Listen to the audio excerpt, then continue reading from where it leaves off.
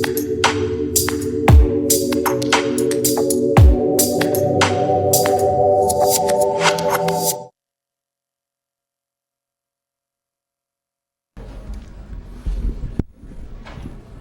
tarde, General Wilson, alunos, professores, funcionários, amigos e colegas. Nosso palestrante de hoje é Greg Glassman. O treinador Glassman é o criador inovador do programa de condicionamento físico CrossFit, que está ganhando força rapidamente e se espalhando como um incêndio em nível de base nas comunidades militares e policiais. Durante anos, treinador e professor de ginástica, o treinador Glassman desenvolveu originalmente o CrossFit em Santa Cruz, Califórnia, para seus ginastas. Ele se tornou popular entre outros tipos de atletas, até mesmo entre pessoas comuns, que reconhecem a capacidade do CrossFit de aprimorar o condicionamento metabólico com um mínimo de dedicação de tempo. A especialidade do CrossFit está no fato de não se especializar. É uma mistura única de levantamento de peso, aeróbica e ginástica. O treinador Glassman usou habilmente a internet e as tecnologias da informação para desenvolver um site corporativo no qual os treinos diários estão disponíveis gratuitamente em crossfit.com para qualquer pessoa que deseje participar desse programa de condicionamento físico. Recentemente, o treinador Glassman lançou uma campanha sem fins lucrativos para arrecadar fundos a fim de comprar e fornecer equipamentos CrossFit para os militares. Esse esforço, conhecido como Operação Phoenix, já arrecadou mais de bajé...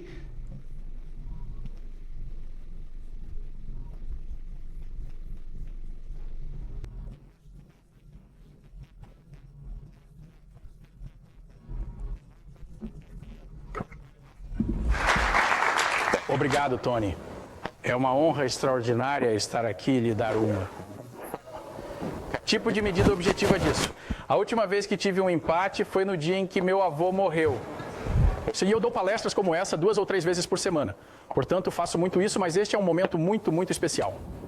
Não há público mais importante para mim e para o meu programa, para a minha equipe, para a minha família, do que este aqui.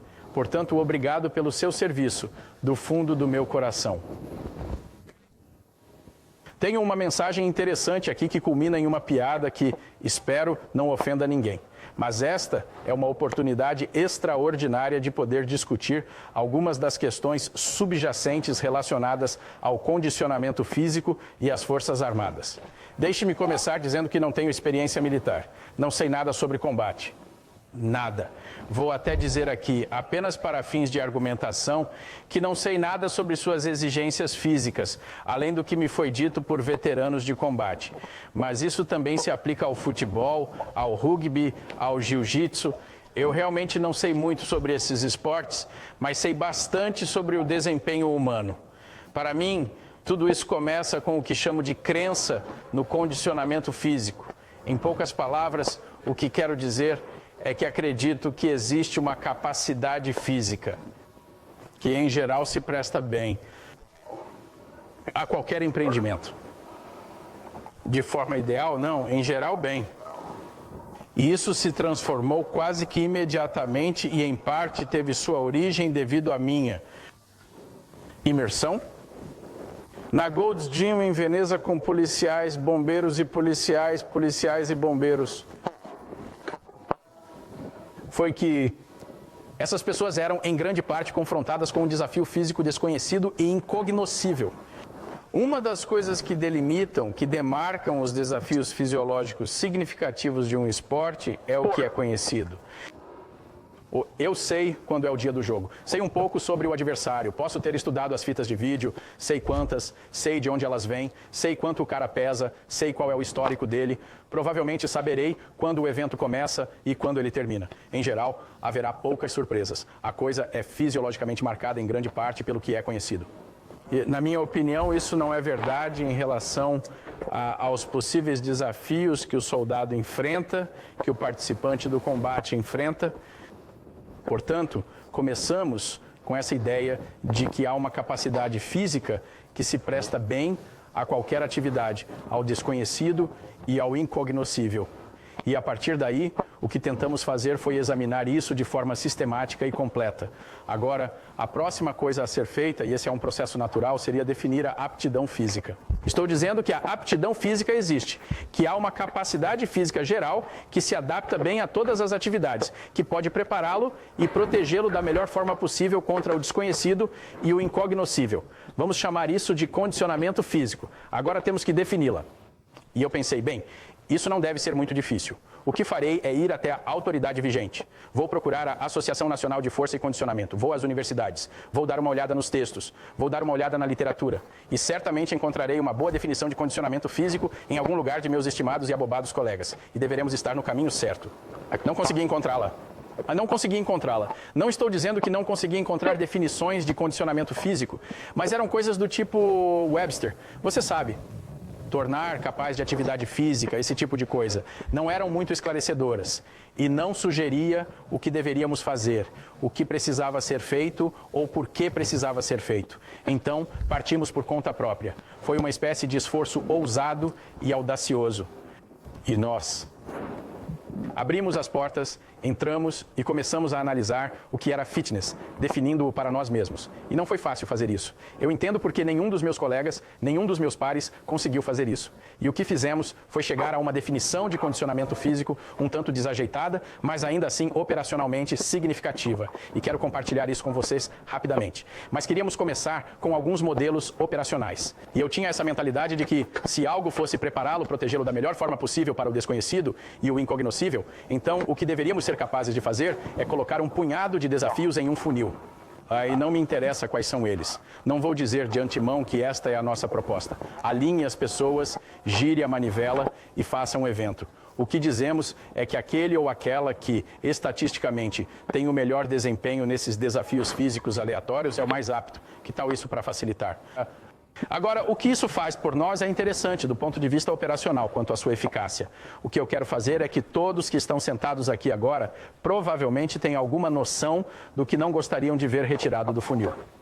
Mas se você fosse confrontado com isso, certo? Levantem as mãos, vocês estão pensando agora sim. Isso é muito comum. Você pode ver as pessoas, nós colocamos as pessoas nesse ambiente e fizemos isso. Fizemos um funil e o giramos e puxamos. Você pode ver as pessoas se aproximarem e se enlouquecerem um pouco. E, meu Deus, não deixe que isso aconteça. Sabe, elas estão muito mais preocupadas com o fato de algo em que não são boas do que com o fato de conseguirem escolher sua coisa favorita. Está bem.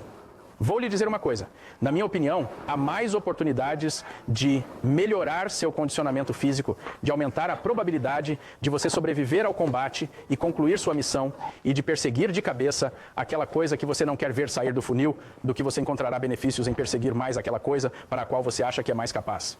Isso não é interessante? E o que geralmente fazemos é ir para a academia, para o nosso ambiente de treinamento e ficar em torno de nossos pontos fortes. Essa é a nossa disputa, é a nossa esperança. Recomendamos que você se concentre em seus pontos fracos. Se quiser se proteger do desconhecido e do incognoscível, quando a merda, desculpe-me meu decoro, está faltando. Sou um treinador. Quando a merda bater no ventilador, será o inesperado que causará o problema. Então, eu estava participando de um simpósio de soldados sobre condicionamento físico funcional e alguém estava descrevendo que o soldado da artilharia precisa ser forte e o soldado da infantaria precisa ser capaz de fazer longas distâncias. E eu disse sim, mas espere um pouco. Quando a coisa desandar para o seu lado, o que vai acontecer é que o cara da artilharia teve que cobrir muito terreno rapidamente, onde sua força não proporcionava nenhuma vantagem. E o homem da infantaria é o cara que pode ir, sabe? Nossos triatletas terão problemas em um tipo de esforço de intensidade mais alta e duração mais curta. Não é possível treinar para ambos de forma ideal. Não dá. Portanto, se você me disser, cara, vou ter que fazer o seguinte, vou ter de percorrer 160 quilômetros, eu vou dizer, ok, é para isso que temos que treinar. Mas se você disser, espere um minuto, talvez eu também tenha que passar pela porta da frente com força total, carregando 90 quilos por ano. Eu penso, bem, então temos um problema muito real aqui nesse conflito de objetivos de treinamento. Portanto, o que queremos fazer para otimizar o desconhecido e o incognoscível é, fundamentalmente, uma posição comprometida. Espero que isso tenha sido bem compreendido. De segundo modelo, 2 fisiologistas do exercício que também são treinadores de elite de atletismo. Essa é uma combinação muito incomum, encontrar alguém do meio acadêmico que também contribui para o desempenho esportivo. Isso não acontece com muita frequência, mas foram os caras da Dynamax, Jim Colley e Bruce Evans, e eles postularam 10 habilidades físicas gerais. E fundamentalmente o que isso representava era uma lista das possíveis adaptações fisiológicas a um programa de exercícios. Bastante simples, era a resistência cardiorrespiratória. Vou apenas repassar isso para você. Não é importante, você pode retirá-las do site, mas vou apenas lhe dar uma ideia. Resistência cardiorrespiratória, resistência, força, flexibilidade, potência, velocidade, coordenação, precisão, agilidade e equilíbrio. E esses caras disseram essas coisas. E foi legal. Eu tinha visto uma lista de 2 componentes do condicionamento físico. 3, 5, 7. Gostei dessa. E então ela tinha 10. Mas é melhor, certo? Gostei do fato de as definições serem bem delineadas e parecerem fazer sentido. E gostei do fato de que esses caras tinham um pé na academia e o outro na pista. E estamos obtendo resultados. Então, olhamos para essa lista e foi interessante a rapidez com que ela chegou até nós e a surpresa que foi para Coley e Evans. Mas olhamos para a lista e dissemos, ele ou ela está apto, pois é equilibrado nessas 10 capacidades gerais. E que a brecha em sua armadura, sua queda, virá ao descobrir qual delas. Coordenação é o meu problema.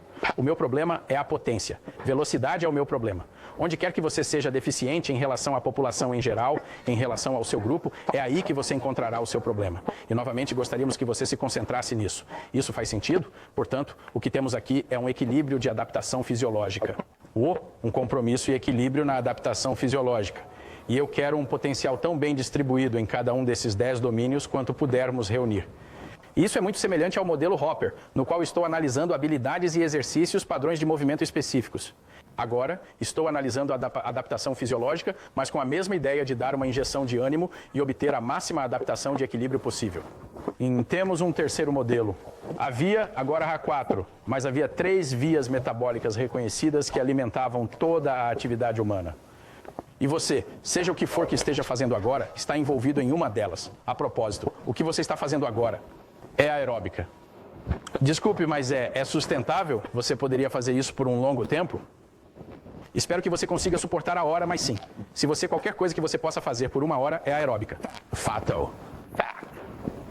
Sustentável. A outra via é a via da fosfocreatina. Intensidade muito alta, duração muito curta. Começa em 0 segundos e em 10 segundos já quase não existe mais. Há uma segunda via, a via do lactato ou glicolítica. E isso é responsável por atividades de intensidade moderada, com potência moderada e duração moderada. 2 minutos ou menos.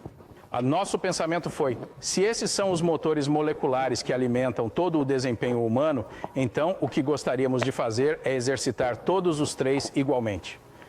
Portanto, se você está aqui pensando, meu Deus, a pior coisa que poderia me acontecer seria ter de correr 16 quilômetros, então vou lhe dizer que é aí que você precisa estar.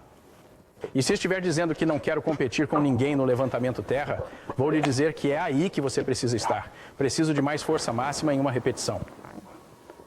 Tudo isso é baseado no domínio do tempo, entendeu? A corrida de longa duração levará algumas horas. O levantamento terra levará alguns segundos. Estamos analisando os mecanismos moleculares que impulsionam essas coisas, certo? E nossa ideia era que você precisa estar bem equilibrado. Uma coisa engraçada aconteceu há 1 ano.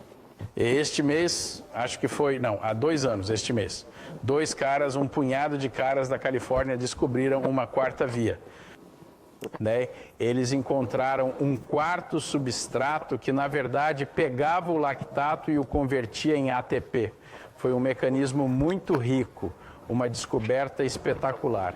E a essência disso foi que o lactato, que há muito tempo pensávamos ser o subproduto venenoso, o subproduto tóxico do esforço, é um combustível essencial e não é uma toxina, mas gera energia. O que você acha disso? É engraçado que quando isso foi divulgado, recebi telefonemas e e-mails de pessoas dizendo: "Ei, treinador, o pessoal da Cal descobriu em um tubo de ensaio que seu programa funciona." Você deve rir. Eu não precisava de comprovação in vitro.